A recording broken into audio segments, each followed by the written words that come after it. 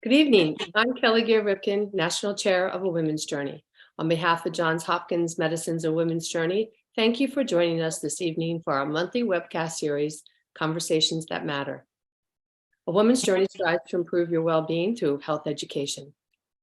According to the National Association of Anorexia Nervosa and Associated Disorders, 9% of the US population, or 28.8 million Americans, will have an eating disorder in their lifetime, with approximately 10,000 deaths worldwide each year as the direct result of an eating disorder.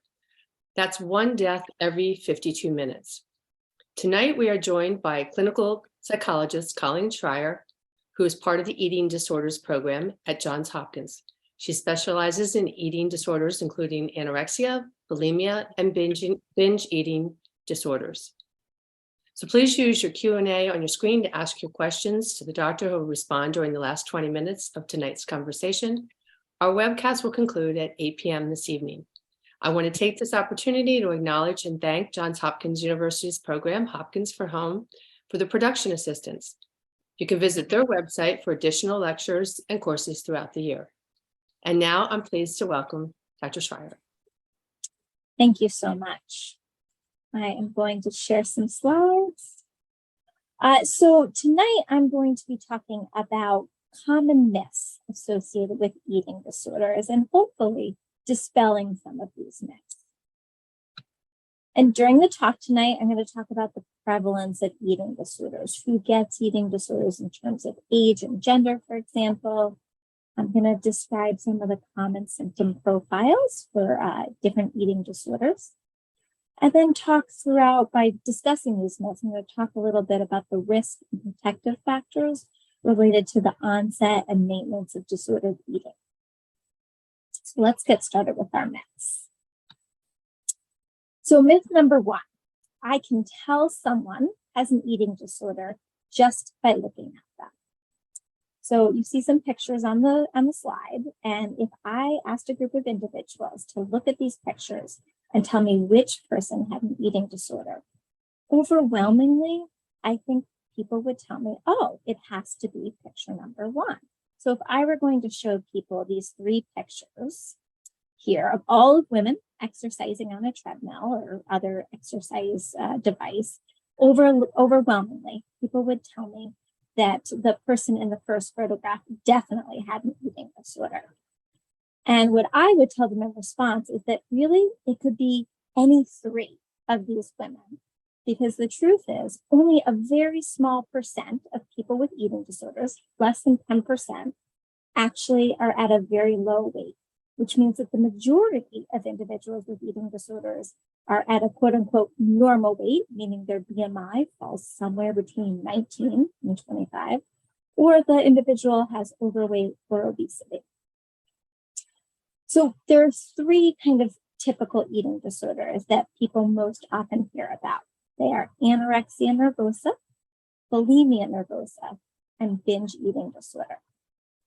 So for anorexia nervosa, what we see are that patients are significantly underweight. Okay, they often have very serious concerns about their body image. They underestimate the seriousness of just how ill they are, and they are in fact often very ill. They can have serious cardiac abnormalities, as well as electrolyte imbalances that can be quite deadly. Patients with anorexia nervosa are often very ambivalent about treatment as well. They may be bothered by the side effects of their disease, but they are very scared or wary of treatments that are going to ask them to change their behaviors or gain weight. In terms of bulimia nervosa, something that we see a little bit differently is that the main feature is that there's a cycle of restricting, binge eating, and compensatory behaviors. And in the beginning of the illness, it typically goes something like this. The patient desires weight loss, and they begin the day with a very strong drive to say, I'm going to limit my intake. I'm going to be very strict about what I eat. I'm going to start with black coffee and a hard-boiled egg for breakfast. I'll eat a salad, no dressing at lunch. And then what happens is their hunger drive really intensifies throughout the day. This restricting behavior has a negative impact. So by the time they get home and begin to try to eat their dinner, they're overwhelmed by their hunger drive, and they will have a breakthrough binge eating episode in which they'll consume large quantities of food, feel quite out of control until at some point stops. Usually the episode lasts somewhere between 30 minutes and 2 hours. The patient will stop, or the individual will stop, and they'll be so overwhelmed by what they've done, so racked with guilt, that they'll feel they must do something to compensate for the amount of food they ate. Typically, they'll engage in vomiting, or they will use laxatives, or they will excessively exercise in order to compensate for the binge eating episode. But unfortunately, they're also then even more determined to try to lose weight. And so the cycle begins fresh again the next day. Over time, the cycle just becomes more and more habitual. And because the patient is not paying attention to their hunger cues and their fullness cues, they kind of fade away. And this process or pattern of eating becomes increasingly habitual and very, very difficult to interrupt. In terms of binge eating disorder, what we see is that pattern of binge eating and restricting, but patients with binge eating disorder are not engaging in any compensatory behaviors at all. They engage in binge eating, they do have that loss of control. Their binges are characterized by eating very quickly. They're eating in secret, and then this feeling of very intense distress after the binge episode is over. And many patients will then try to restrict to make up for it, but not at the same intensity level. What differentiates patients with bulimia nervosa and binge eating disorder a little bit more is that often patients who have bulimia nervosa are intensely restricting their intake even outside of binge eating episodes, meaning that their meals tend to be very low calorie and avoiding fat. They only will eat high calorie foods during binge eating episodes. And that does distinguish our patients with bulimia nervosa and binge eating disorder. So another common confusion that can happen is sometimes patients will tell me, oh, I have anorexia nervosa and bulimia nervosa. I've heard this quite commonly. And what they're saying is they're at a very low weight, they have anorexia nervosa, and they also engage in some purging behaviors like vomiting or laxative abuse. What really that means is that they have a subtype of anorexia called binge eating purging subtype of anorexia. So hopefully that gave you a little bit of information about the different eating disorders. What is common to these definitely are body image concerns. Although that's not a definite diagnostic feature of binge eating disorder, in practice, almost all of my patients with binge eating disorder express pretty significant body image issues. Okay, now up next, myth number 2. Eating disorders only occur in here. Okay, and so what you can see from this graph on the screen is that is not completely correct. So in terms of anorexia nervosa and even bulimia nervosa, yes, you see a big overrepresentation of women. They are much more likely to have anorexia and bulimia nervosa. However, for binge eating disorder, it's much more of a 50-50 split. Men and women are equally likely to develop binge eating.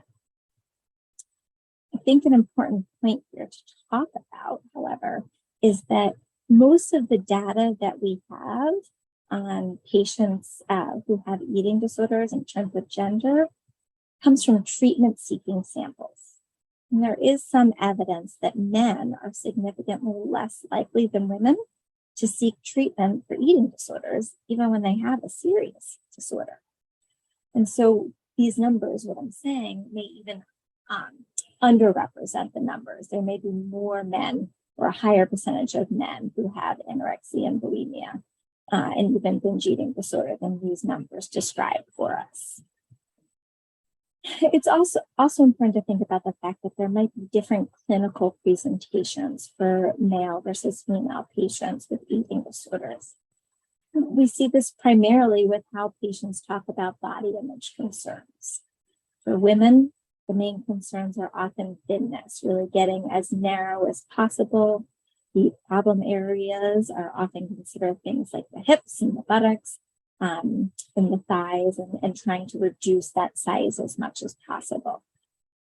In men, although thinness is often valued, more often we see a focus on muscularity, that males are looking for a very cut, lean figure, not giant muscles, just very lean and well-defined muscles. And so they will work very hard in terms of exercise often to try to achieve this figure that has a very low fat mass overall. I will also say that in the case of individuals who identify as transgender, we don't have good epidemiological data yet.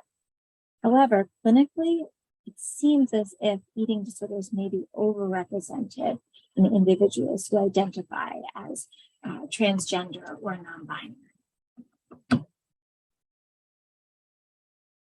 Okay, on to myth number 3. Only adolescents have eating disorders.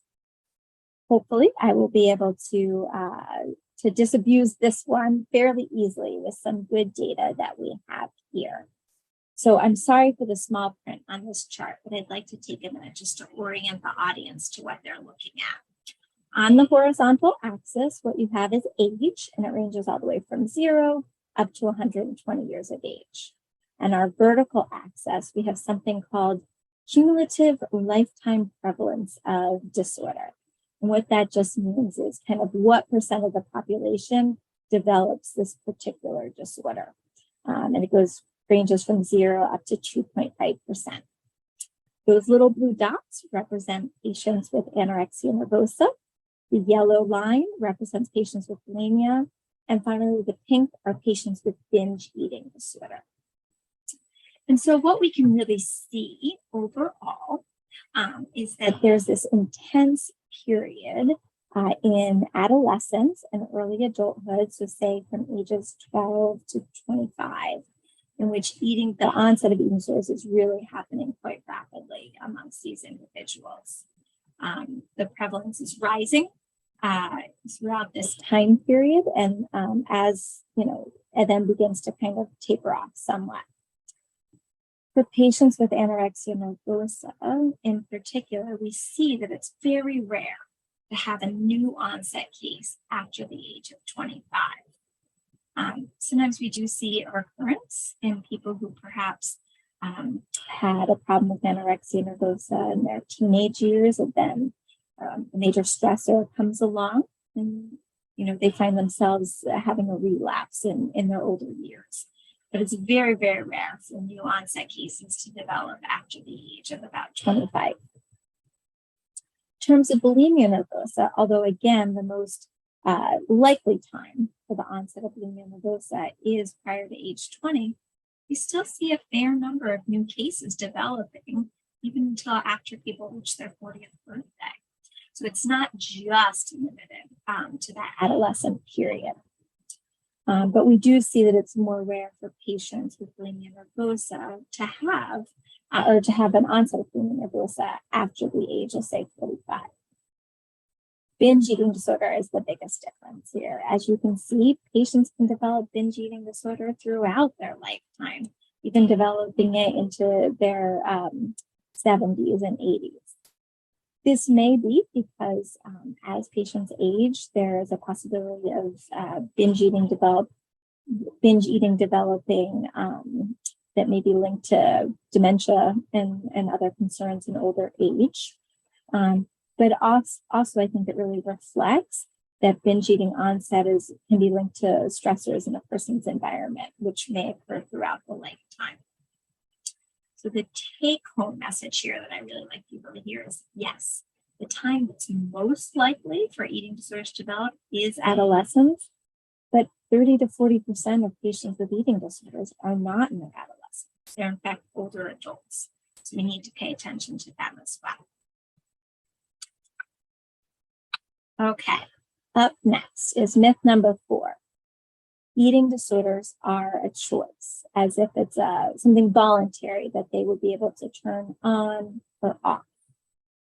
And so something I frequently hear amongst frustrated parents or people who maybe haven't had as much experience with eating disorders, they'll say to me, Colleen, why doesn't the patient just eat? And I always say, it's just not quite that simple.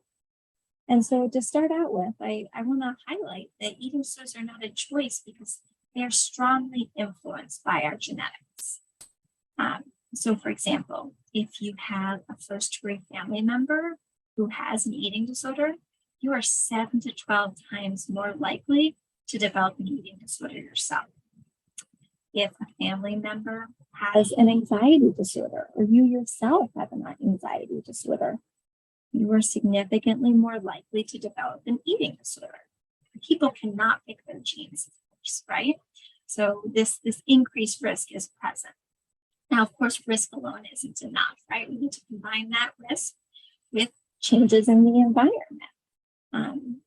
Although pretty much anyone can develop disordered eating, a clinical full threshold eating disorder may not occur in just anyone.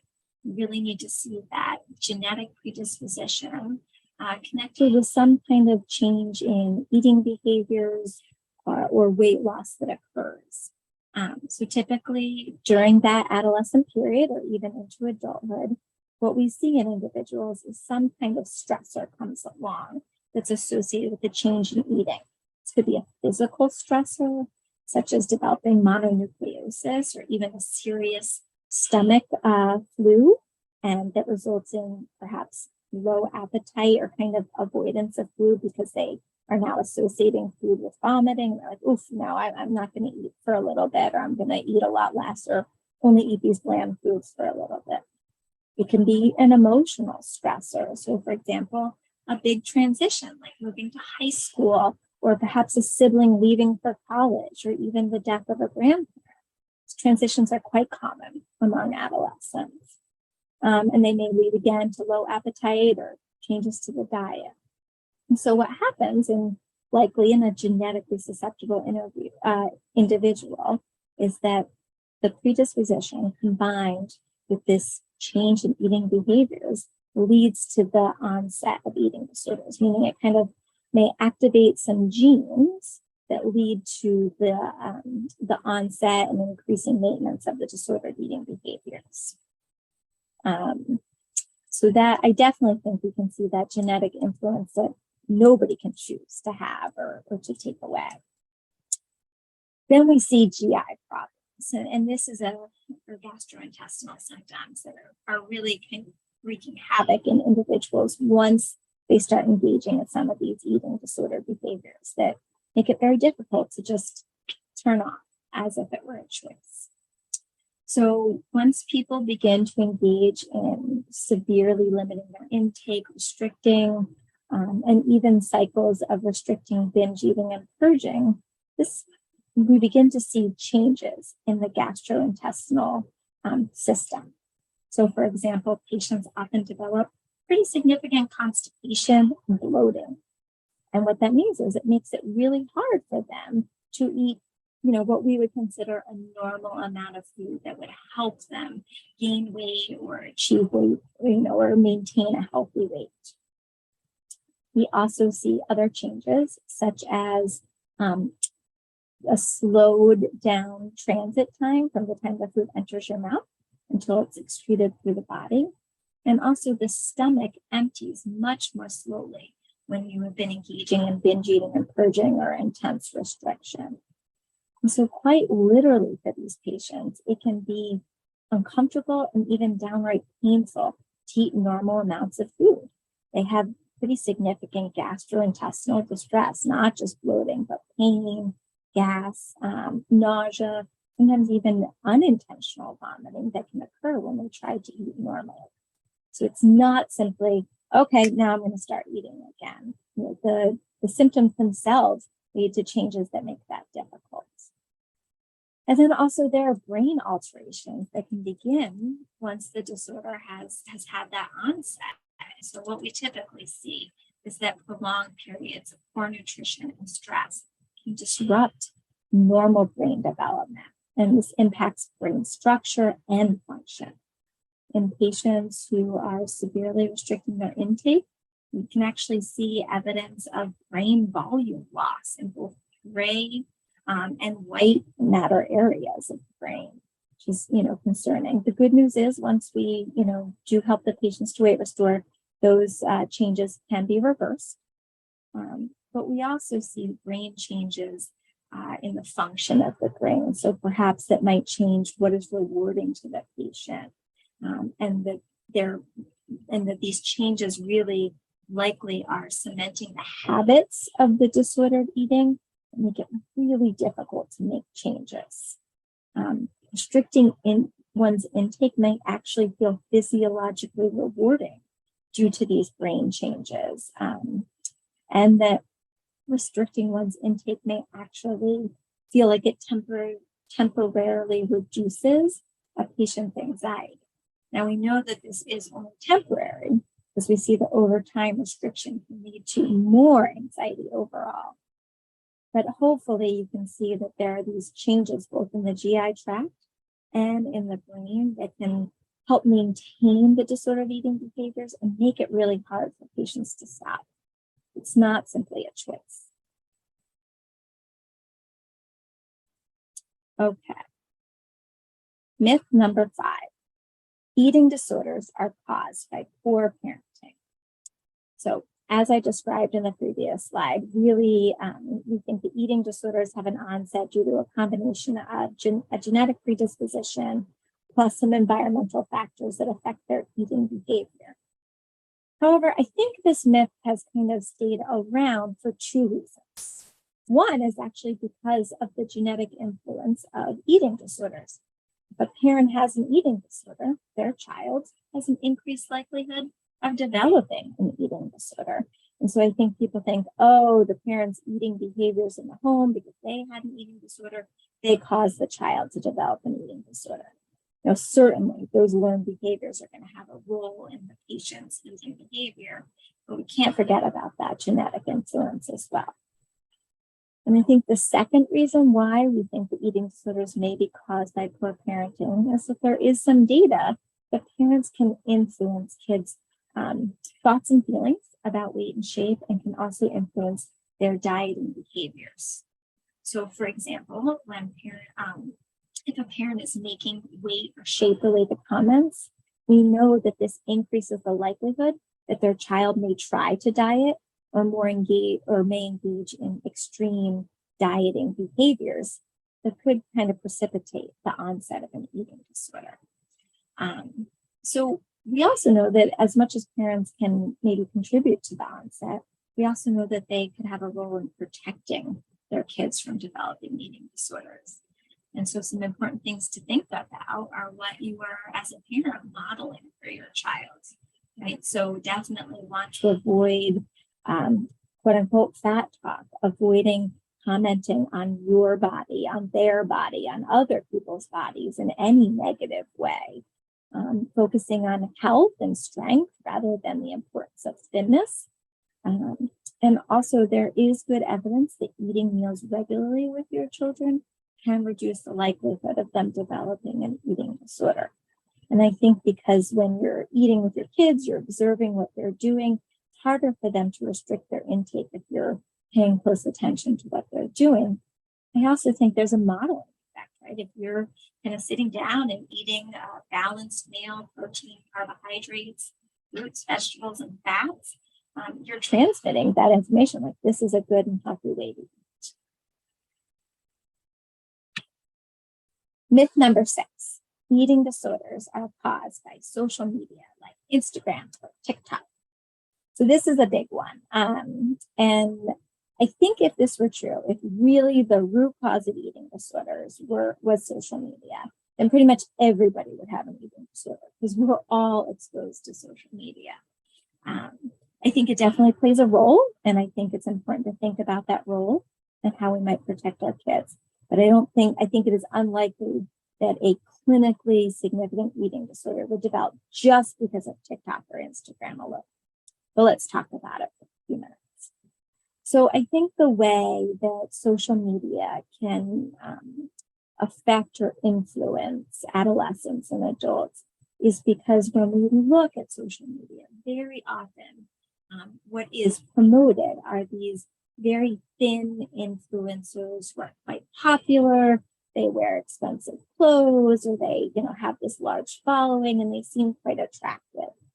What this does for young adolescents and adults is to kind of link this idea that thinness and success are connected, and that in order to be successful, I must also be thin. This is called clinically internalization of the thin ideal, right? And it tends to kind of stick with some kids and people more than others.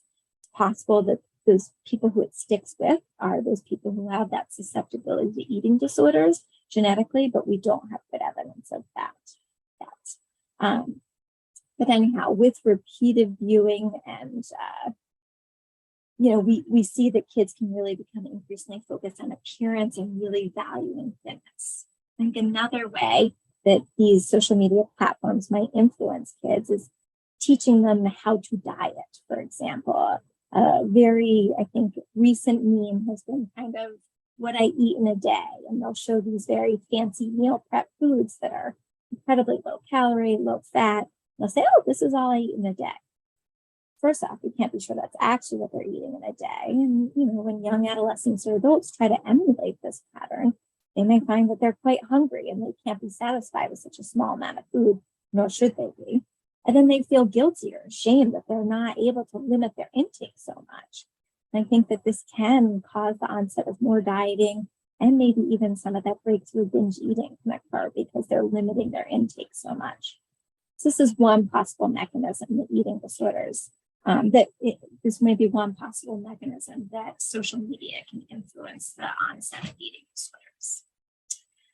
So I think that what we can do to protect our kids is to try to be as aware as possible of what they're seeing on their social media platforms. So for example, getting on there and scrolling through their feed with them, or you on your own feed following some of the people that your child follows, your adolescent follows, is absolutely possible to say, okay, no social media, not going to give you a phone. But I think that we may then miss the opportunity to teach our children how to use social media in a responsible and healthy way, right? I mean, eventually they'll grow up to be adults and have to use social media on their own. I think it may behoove us as parents to teach them healthy ways of utilizing social media. It's also important to think about how the algorithms on these websites work. The more you like or share or watch a video to the end, the social media platforms algorithms will give you more of that content on your feed. And so, for example, if you're really watching and looking at a lot of diet-oriented information, more of that is going to come up. And sometimes can get very negative. And the more you kind of watch the negative diet information and maybe even the pro-eating disorder information, the more it will show up in your feed. So one strategy I tell parents is go to your kids' feed and try to look up some healthy eating or healthy exercise people and try to watch their videos, like them, and share them, because more of that will come up in your child's feed as well. So you can kind of think about how you can influence things in that way. Myth number 7, eating disorders are all about control. So I think this comes about because we often hear from patients that their eating disorder onset came at a time that felt very chaotic and out of control for them. And a frequent story that I hear from patients, they'll say, so I was at this really difficult time in my life and I felt like I couldn't control anything. And so one thing I could control is how much I ate and exercised, or the food that I was putting in my mouth. So I really focused on that. And then very quickly, Dr. Schreyer, it turned into an eating disorder. And it was, not something I could really control anymore. And I guess that's what I want to focus on. Although patients may feel that that's how it began, patients are really becoming very quickly out of control when it comes to their eating behaviors and their disordered eating. So for example, patients aren't easily able to simply stop restricting, partially because what I talked about earlier with their gastrointestinal changes and the brain changes, and partially because they really have developed significant fear of weight gain, and they become literally terrified that if they begin to eat normally, their bodies will balloon out of control, have a lot of disordered thoughts around how their body would change, if they were to eat normally. So for example, even with a great deal of support sitting next to the patient, they feel unable to change their eating behaviors, which suggests just how out of control eating disorder patients feel.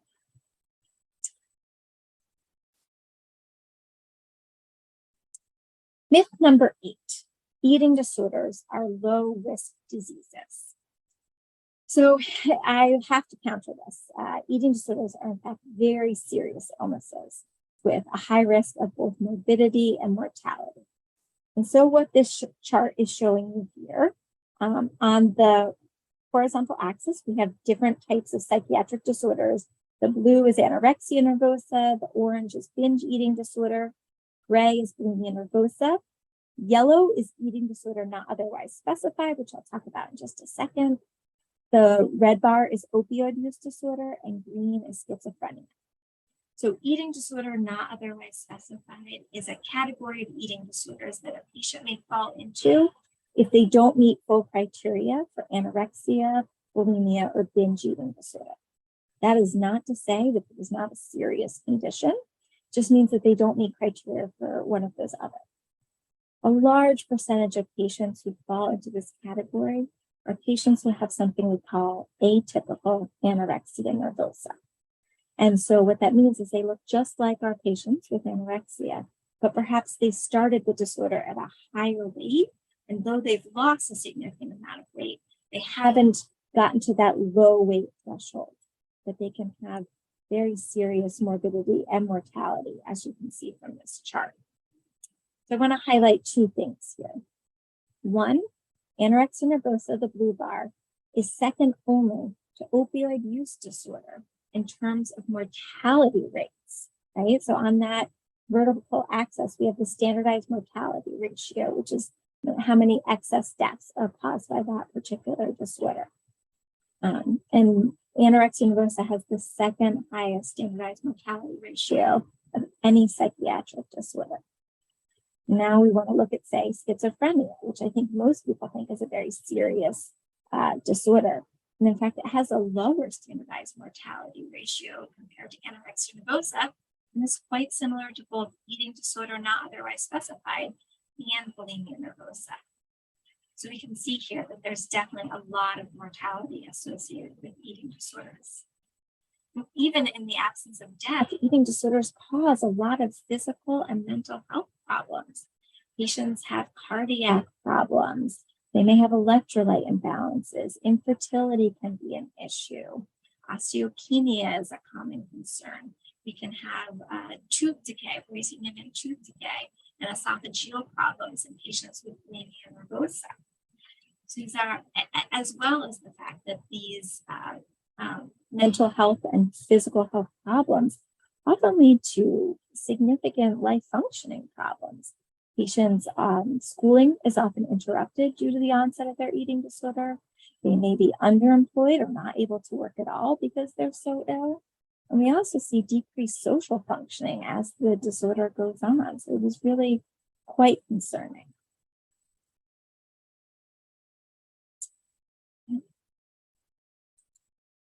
Myth number 9, they will grow out of it. So sometimes I hear people talking about eating disorders as if it's just a phase that the child or adolescent is going to simply grow out of.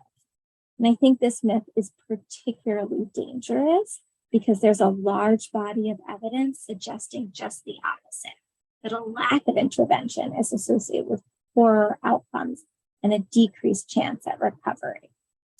So the longer a patient remains ill, the more likely that they're going to develop those neurobiological changes in their brain, those changes to their gastrointestinal tract, that reinforce the patient's illness behaviors. Also, the longer patients are ill, the more ambivalent they become about treatment, the harder it gets for them to really engage in therapy. And we see that these patients are more likely to drop out of treatment as a result. There's also a good deal of research that clearly shows that patients who have been ill for fewer than 3 years with their eating disorder are significantly more likely to respond to treatment and have a full recovery. So we really focus on trying to intervene as quickly as possible. The best time to intervene is within months or definitely within a year of undergoing or of the onset of symptoms. We definitely want to be paying attention. And what people can do if they're concerned that someone they know might have an eating disorder, say, well, start with your primary care doctor or pediatrician. Begin there, tell them about your concerns, and they can do a physical workup to see what changes might be going on. There's also a lot of good treatment locally here in Baltimore and also places around the world. For example, Johns Hopkins has a comprehensive eating disorder treatment program here. We have inpatient treatment care, a step-down partial hospital to help patients transition to home, as well as outpatient care, which can be a starting off point for patients who are less ill, or can be something they transition to after they've completed the inpatient and partial hospital program. The important point, though, is getting into treatment and getting help as soon as possible. Okay, myth number 10. My child doesn't have an eating disorder. They are just picky. It's true. Many toddlers and children exhibit picky eating behavior, right? And, it's likely that the vast majority of them will grow out of it.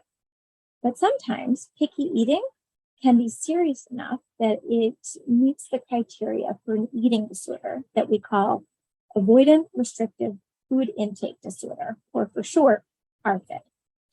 So this is a pretty serious eating disorder in which patients are not able to consume sufficient nutrition to maintain a healthy body weight, or they're unable to prevent themselves from developing malnutrition, vitamin deficiencies, and those types of things. This can often lead to social dysfunction as well, because kids just can't eat normally. There are 3 main types of ARFID that we see, or reasons that the individual says for why they're not eating.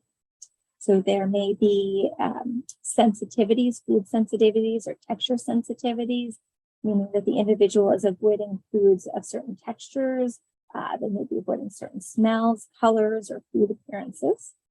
The individual with ARFID may also be not eating because they have low appetite. And sometimes these kids have failure to thrive, or these individuals have failure to thrive as young children. And then finally, a reason that the patient may give for not eating is that they are afraid of the consequences of eating. So they may feel that if they eat, they will choke on the food, or they will vomit, or that the food will cause significant GI pain, and they just are not willing to risk it. And so they kind of stick to this very narrow repertoire. What we see clinically is that patients are really choosing bland food items that you might see on a kid's menu. Think like chicken fingers and French fries and macaroni and cheese, pretty simple foods. Now, although ARFID is more common in adolescents, we definitely can see cases persisting into adulthood. And so what we focus on for this treatment is really helping to expose our patients in therapy to the foods that they're afraid of, and teaching them, one, that they're able to eat these foods. In the beginning, we start with very small quantities and kind of the least feared food items. And we teach them that they can tolerate their anxiety and really build their self-efficacy, that they're going to be able to handle it when they try these foods. And the things that they fear might happen or might not happen, and they're going to be able to manage either way. And my final myth tonight is, if my child had an eating disorder, I would know about it. And I have to say, I think it is very common for patients to be surprised to learn that their child is engaging in disordered eating. or that they have a full threshold eating disorder. I think this is true even among health professionals who are trained to spot these things. I think one reason is that adolescents are very good at hiding their behaviors from their parents, right? It's this period of separation and really kind of moving away from parents and establishing their own identity. And I think that the child is often very motivated to hide what they're doing from their parents. And as the eating disorder progresses, there's often a great deal of shame about their eating disorder behaviors. And they, even when asked about it, will deny because they fear that they'll be judged even by their parents, or that their parents are going to bring them to treatment and then they're going to have to gain weight or eat normally. And they're quite terrified of this. There's a strong motivation to hide what one is doing. I think the other reason why it might be hard to spot an eating disorder in adolescence is that a lot of, or some of the red flags for eating disorders are what we would call typical adolescent behavior. So, for example, changes in mood, social isolation, an increased focus on appearance or body image.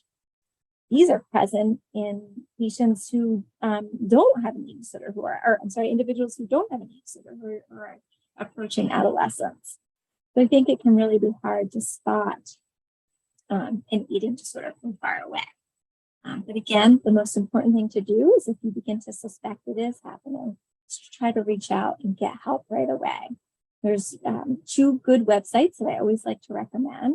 There is the National Eating Disorder Association website, which provides resources as well as good information. And then a more local website is Feast, which helps family members of patients who have an eating disorder. And with that, I'm going to go ahead and turn it back over to Kelly and stop sharing my screen if that's okay. Great. Thank you, Dr. Schreyer. Oh my goodness, lots of information, wonderful information. Thank you. So thank you so much for your presentation. So how about we just dive right into the questions? Okay. So our first question is from Lisa, and she says you spoke about developing eating disorders and connected through genetics or being hereditary. So it's a two-parter. Should you be proactive, or can you be proactive if you're genetically influenced? And if so, how do you do that? So there isn't a quote unquote test right now. We're still really in the infancy in terms of our research on the genetics of eating disorders. And moreover, we know that there are a lot of different genes. It's not like a one gene disorder like Parkinson's, for example, where you can get the test and then be proactive. It's kind of a genetic profile, so to speak. And there may even be hundreds of genes that influence whether or not a patient develops an eating disorder. Now, that being said, if you know you have a strong family history of an eating disorder, if you yourself have had an eating disorder, a sibling or parents had an eating disorder, you can kind of take this knowledge and say, okay, I want to be proactive here. And the ways that parents can be proactive, paying close attention to their child's weight trajectory, not by weighing them at home, but just taking them to the doctor regularly and making sure that they're staying on their growth trajectory. You can eat with your children regularly, model healthy eating behaviors.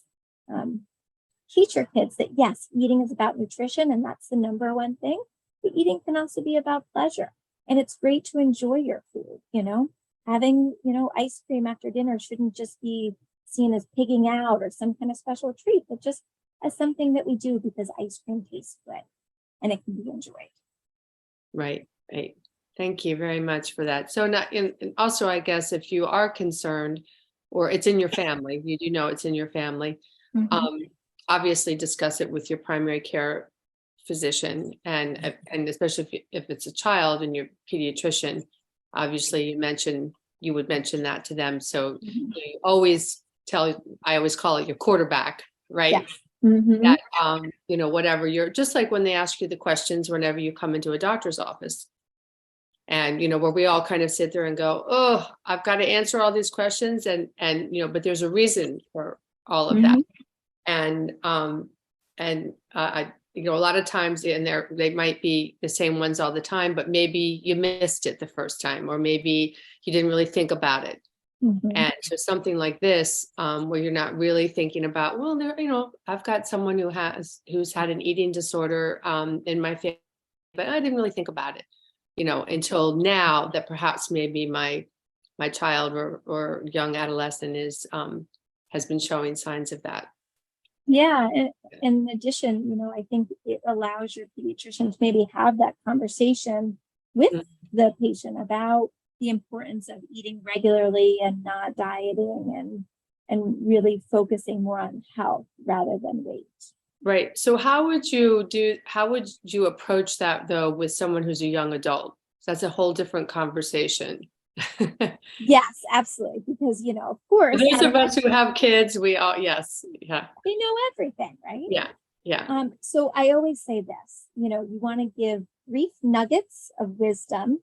And even if you think they're not listening, they usually are. Mhm. And I can say that as both a parent and as a eating disorder professional. Mhm. So I try to just say you want to approach if you have a concern carefully, not accusatory. And I say, I just like to state a fact. So, for example, I noticed that, your lunch came home and, half of the items were still in there. And then I pause. I don't ask any other questions and I wait for information because you can put them on the defense too easily. And you don't want them then to be like, oh, well, I need to throw that out, at school. So the mom doesn't know I'm really only eating half of my lunch, for example. So I really like to approach gently. But also, if your child has lost a lot of weight or are clearly having concerning behaviors, it cannot be as gentle of an approach. It has to be, we need to go to the doctor now. We need to deal with this now approach. We cannot wait because it's going to get worse if we put it off. Right. I would think too, especially college age kids and a little bit older and older, actually. That's a harder conversation to have. And you're maybe not Mhm. seeing them as often, but you're noticing differences in them. And Yeah. that's how would you approach that? So it is not uncommon for the adolescent to come home from their first year of college at Thanksgiving and for mom and dad to notice a tremendous change in eating behavior or a big weight loss at that time. And I think that the expectation there is that you're going to set up treatment at campus wherever they are. And if they're not able to see improvements, and the reality is we need to bring you home because the best treatments for many eating disorders are for the parents to fully take over the eating for the child, right? It's clear that your child, even your grown child in college, if you're supporting them financially, and they're not able to eat sufficiently, they've kind of lost that ability to do it on their own. And you really Sure. do need to swoop in and take that over. And, the goal will be to get them back to college, but if they take a semester off, that's much, much better than if they have a persistent eating disorder that they cannot recover from. And don't be afraid to do it. If it's needed, absolutely. Yeah, right. So great. Thank you. Mm-hmm. So on to our next question. We kind of answered a couple questions there, actually. So our next question is from Holly. So she would like to know, what's the correlation between eating disorders and suicide attempts? So across the spectrum of eating disorders, so anorexia, bulimia, and binge eating disorder, we see an increased rate of suicides. And in fact, when I showed that slide earlier about mortality and eating disorders, at least among patients with anorexia, about 50% of the deaths are due to suicide. And we also not only see an increased rate of suicide, completed suicide, but also suicide attempts. And I think some of it may be because there's increased impulsivity in patients who have binge eating spectrum eating disorders, but also very commonly, in addition to an eating disorder, a lot of these patients have depressive mood disorders and anxiety disorders that can be associated with suicidal behaviors and completion of suicide.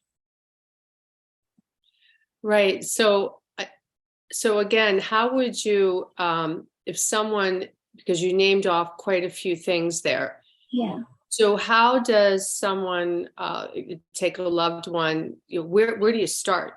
Do you go to your primary care? Where do you start with this? Because if you have anxiety and then eating disorder, which one do you start with? So if I had a child who I was worried maybe thinking about suicide, I would take them to a therapist first. I think that's where you want to start immediately. If you have immediate concerns about their safety, you go directly to the emergency room. And if you can't do that, you call an ambulance, right? So if you truly feel that your child cannot be safe, that's a very realistic way to go. And often then you can be connected with resources once you get to the emergency room. So if it seems less urgent, then you can go and find them a therapist. Your pediatrician or primary care doctor may be a resource for finding that information about therapists. Also, some of the websites I mentioned, sometimes you can find referrals through there, or eating disorder professionals through those websites. Got it. Great. Thank you very much. Our next question is from Tasha, and she'd like to know, what is the largest demographic that has an eating disorder? So the largest demographic would be amongst Caucasian women, or at least that's what we see in our treatment-seeking samples. However, as I said earlier, we really do see that men are equally likely to have binge eating disorder. It just may be less likely to show up for treatment, which of course is very concerning, given the high rates of mortality and really serious consequences of these disorders. Right. Well, I would think too, I mean, if you have an eating disorder, it's not one of those things, I would imagine, that you say, oh, I have it, that it's easily recognized by the person, and that, like you were discussing, and that you say, okay, I have a problem. I'm going to go take care of myself. It's, like someone who, is an alcoholic. It's very hard to, to say, I know I have a problem. Now I'm going to go do something about it. So when you're talking about that with demographics and certain people and so on, I mean, how would you do that if you don't have, the family support or the friends support around you? So I will say this, patients who don't have family or don't have friend support are often the patients who have been chronically ill for a long time. And unfortunately, their prognosis is quite limited, because what patients really need are people to eat with, to support them, to reinforce that the eating is the right way to go, and they need people around them.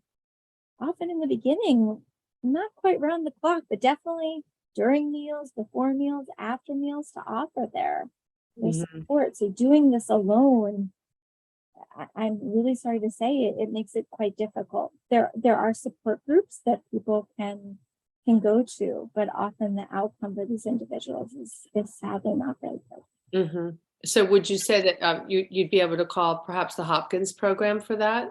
Oh, yes, absolutely. I'm sorry. Of course, they could reach out for therapy. They can call the Hopkins program. They can, I really like the Feast website. There's a lot of good resources on there as well, and perhaps referrals.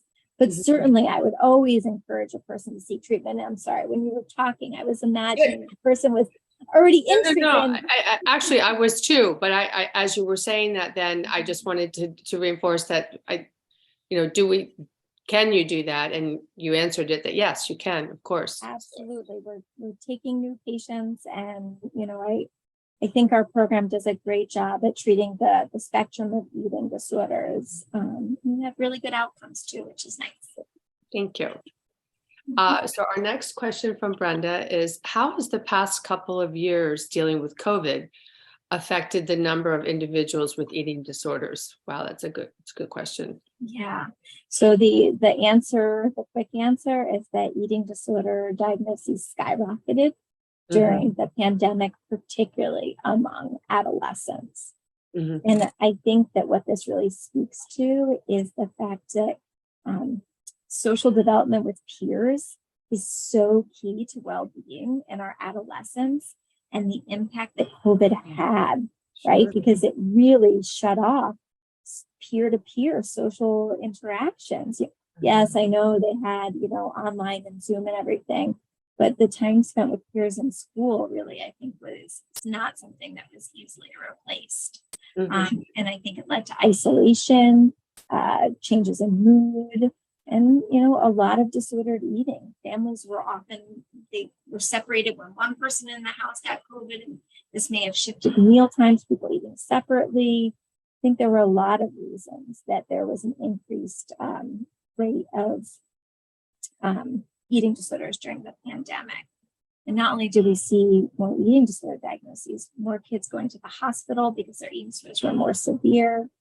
We just published a paper at Hopkins. We compared a cohort of kids and adults who were treated for 2 years before the pandemic to the cohort that was admitted after. And yes, we saw that increase in the number of kids hospitalized, but also the kids' eating disorder symptoms, depression, and anxiety symptoms were all much higher after COVID compared to that pre-COVID cohort. Sure. I think it really made a mess of things, frankly. Right. I agree. And how should, friends and families, and I know you spoke about it, but this seems to be a running question coming through of just, how do you interact when you see someone, even if it's a friend and now you're seeing them socially, periodically you're seeing them and you see, oh boy, they've really, are very skinny or whatever the situation might be, and just their behavior is different.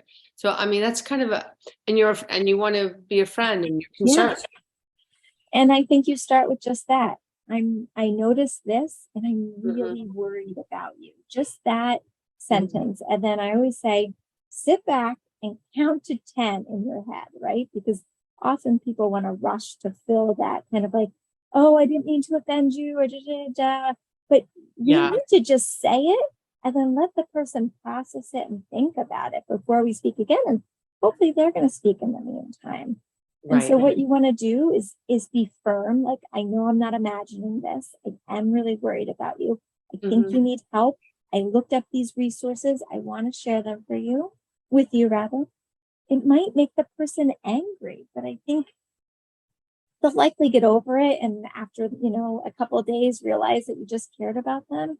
But again, you're giving them that message that they need help, that what they're doing is not okay. So please don't be afraid to gently say, I care about you. I'm worried about you. I think you might have an eating disorder. Please get help. Right. So we have another question. So from Cheryl, and she's asking, do all eating disorders begin at adolescence or can they develop later? So they don't all begin in adolescence. The vast majority do, but 30% of patients who are adults, 30% of eating disorder cases are adults, is what I should say. So certainly it's not something that a doctor should say, oh, eating disorders are only in kids. I don't need to worry about that. Or you don't have to worry about adult patients. So definitely it's present in adults. Right. Okay. We've got maybe about 30 seconds. So just in a quick question, Belinda would like to know, is anyone ever 100% cured of an eating disorder? Absolutely. I think that's really important. Our recovery rates are great. If we can treat these eating disorders within those first few years, the vast majority, 80% or more, can recover. So I think that's important to know. Very helpful. Very helpful to know. So listen, it looks like we're getting close to that 8 o'clock hour. So I'd like to thank Dr. Schreyer. Thank you so much for spending the evening with us. And she has graciously agreed to respond to any of the unanswered questions that were asked this evening that we didn't get to. So in a couple of weeks, you'll receive an email outlining the answers to the questions. In the coming weeks, the video of tonight's live stream will be available on the A Women's Journey website, hopkinsmedicine.org/A Women's Journey under videos on demand. And if you've enjoyed tonight's discussion, please check out our website, hopkinsmedicine.org/A Woman's Journey, for more information about our upcoming webinars, our Insights That Matter podcast series, and sign up for our monthly email. Good night, stay well, happy holidays. Thank you.